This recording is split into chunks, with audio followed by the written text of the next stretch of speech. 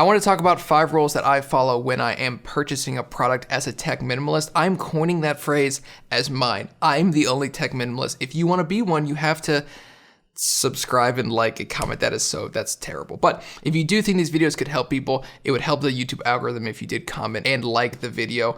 I know it's awkward. I feel weird asking about it, but I appreciate it. So let's get into the 5 things I think about when I'm purchasing a product. These are for products that could be purchased either new or used. I'm always going to lean used in most cases. Again, I've talked about phones, why I like to buy them new, but these are the rules that I follow and what I think about every time I make a purchasing decision, because I try not to take each purchasing decision too lightly, because I think once you start doing that, it can get really easy to get into the habit of spending gobs of money that you don't have on stuff that you don't need, because I have been there and it sucks having to get yourself out of that. The first rule is this product a good value for me? You and I are going to have different sets of value. You and I make different money. You and I think about things differently. A phone to me could be infinitely more important than a phone to you could be.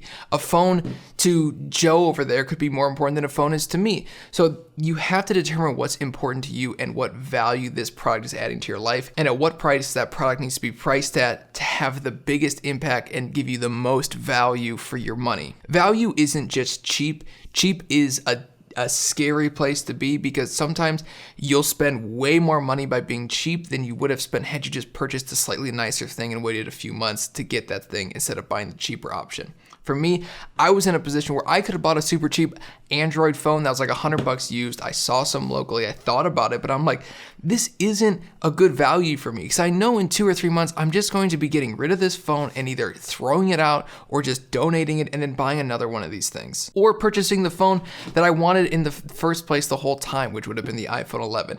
But this phone is not the nicest phone that Apple sells. There's an iPhone 12 Pro Max that is $1,100 compared to a $600 iPhone 11. So a $500 difference, and the features you get, basically like a couple magnets, it's not worth it to me. To you, it might be worth it, but you have to make sure that it is actually worth it to you, because I think it's really easy for people to get into the idea of, oh yeah, I definitely need the best. I need the iPhone 12 Pro Max because I take photos. Well, the cameras on these things can only be so good because the sensor size is only so large. So just keep that in mind when you're buying a phone for the camera, because the camera in general kind of sucks compared to a real camera. That's always been my opinion on it. And they're good at capturing the moment, but the reality is they're not really that good of cameras. So just keep that in mind next time you purchase something. Is this product a good value to me? How does it affect my life? And that leads me into my second one is, how will this product affect my life, and will it affect it in a positive manner? The thing about products is they're meant to be used. You shouldn't really love your stuff. I get it. Sometimes you do love things. It's hard not to when they're so amazing. I probably love some of my products. I kind of love my monitor. I love my computer. But the reality is they're just things, and eventually in 5 years, you're going to have a completely different thing there. If it's a computer, it's a monitor, it's a phone, headphones, whatever it is, you're going to have a different thing there. So make sure this thing that you're purchasing is a really good utility and a good tool for you, and make sure that it's going to change your life in a positive way. Obviously, a phone's not going to change your life in an extremely positive way. It's not. But the idea of having a nice solid phone with the features that you want will change your life in a more positive way than just getting a complete junk phone that you hate using, that breaks all the time and is like completely unreliable. Every time you call your parents, they don't pick up because you're not even sending calls, you're not sending text messages. These reliability things are valuable. So you have to determine what's a good value for you. At the end of the day, it's just a product. A computer's a computer, a phone's a phone, an iPad's an iPad. They all do what they're gonna do. Some do it better than others. You just have to determine, is this thing that I'm buying actually worth it to me? I'm talking about tech specifically in this video, but we can go a lot further into couches and anything really, food, whatever it is to you. Is it adding a lot of value in your life, and is it affecting it in a positive way? Not everything is going to affect your life in an extremely positive way. I had McDonald's today. That's probably not affecting my life in a positive way, but a $600 purchase, a $2,000 purchase, those are purchases that you definitely want to consider thinking about, and tech is pretty expensive, which is why we're talking about tech. Next question I always ask myself is, can I afford it today? If I have the cash for it, this is why I like when people buy used, is because they're forced to use cash. Nobody's going to accept a credit card on the used marketplace. If you go on Facebook Marketplace and you say, hey, I got my credit card, can I pay with that? Everyone's going to say, no, cash only. So it really forces you to make sure that you can afford it. So that's the question I always ask myself is, how is this going to affect my finances? Is this going to affect me in 1 year, in 2 years, in 5 years, in 2 months, in 3 months, in 4 months? Is this a big enough purchase where I probably should wait a little bit? Or is this the type of thing where I've been thinking about it, I've been planning it, and I know I should go ahead and get it? I think sometimes people want something, they go into a store, they sort of see it, and then maybe they just sort of jump on it, and they never really think about the financial consequences. Is there a better value product for you that was a little bit cheaper, and you could have invested the difference? Did you just get the most expensive thing because it looked the nicest? You definitely need to think about these types of things when you're purchasing a product, because it's really important to make sure that you can actually afford the dang thing, because no matter what happens, if you put it on credit, it's going to be a burden on you. If you use debt to buy the product, it's going to be a burden on you, potentially your relationships. But the reality is products shouldn't cause you stress. They should be there to enhance your life. That's the idea of a product. So make sure that you can afford the thing with cash. Next would be, am I buying this product for the right reasons? Did you go to the store with a plan to buy? You've been thinking about it for 3 months. You know this is exactly what you want. You've done your research. You go and you purchase the product and you walk out and you're a happy customer, and you didn't buy it for anybody else. You bought it because it was the best thing for you.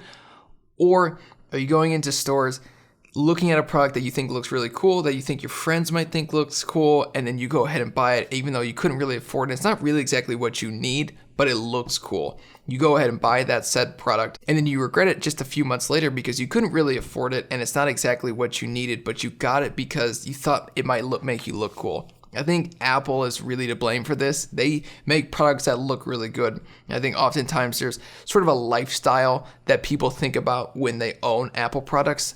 I'll tell you firsthand, it's just a tool. It's just a product. My computer doesn't look that pretty, but it's a great computer and it's really powerful. I don't really care if it looks that pretty or not. I used to care about those things a lot, but the reality is it's a tool. That's all these things are. All tech is just a tool to make your life better. That's the goal.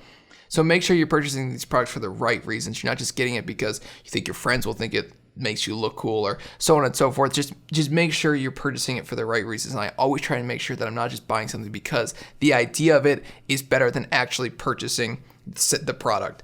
I'm not just buying a MacBook because the idea of a MacBook is good to me. I'm buying a MacBook because it truly will make my life better. The other options are worse than the MacBook. It's a good value for me and I can afford it. I run through all the lists. And finally, the last question I asked myself, and I think this is probably the most important one, is if I can afford the product today, would it be better if I just waited a month to buy the product?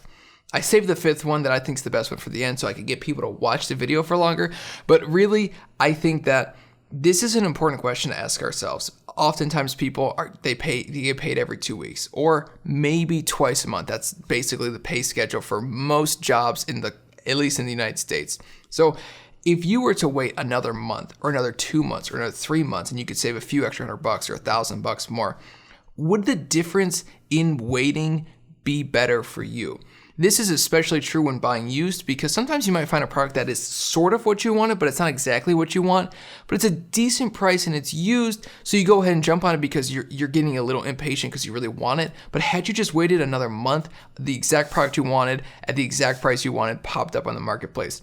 This is a question I ask myself. I think about this a lot in terms of PlayStation. So PlayStation 4 goes for about $200.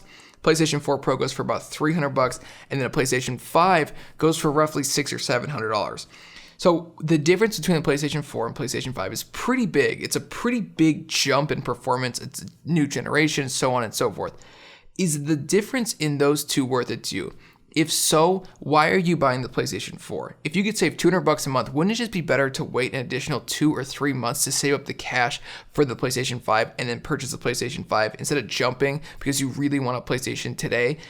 Delaying pleasure is a very, very valuable tool. I've learned that in my life, that the longer I can delay pleasure, the greater the payoff at the end is. I think I heard somebody say that really intelligent people are able to delay pleasure.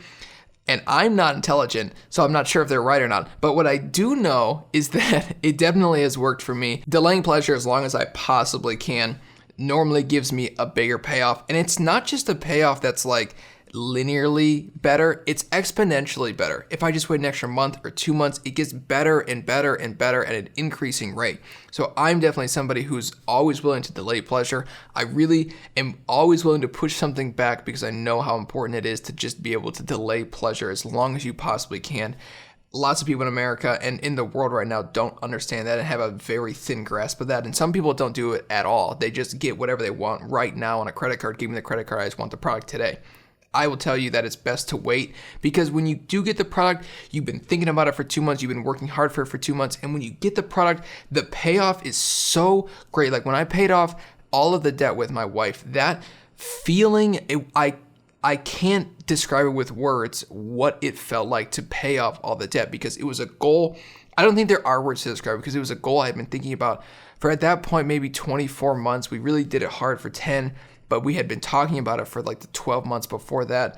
So for us to actually pay off all that debt, it was totally worth it. I would never, ever regret ever paying off that debt, because the feeling of doing that and really waiting and waiting and waiting and delaying pleasure as long as I possibly could until finally we were able to pay off the debt, that feeling was out of this world, and I wouldn't change it for a thing. So I promise you, if you can delay pleasure, it'll definitely pay off, and it definitely pays off at an exponential increase the longer you can delay pleasure. There's a point when you do have to jump a little bit and maybe accept the pleasure, but I do think that oftentimes people forget that delaying pleasure is actually way better than getting the thing today. Thank you for watching the video. Again, if you liked the video and you think this might help somebody, hit that like button, it helps a lot, or comment. You can just leave a comment that says, I'm commenting for the YouTube algorithm. Come up with something funny. I like reading funny comments. Something funny about, I don't know. I don't have anything funny to think about. Just comment something funny, whatever. If you don't want to comment anything, no pressure at all. I will see you tomorrow at noon. As always, this has been Scott. I almost said with Techno Eclipse. Peace out. That's a throwback, Techno Eclipse. It's been over a year now. February 6th of 2020. Last Techno Eclipse video.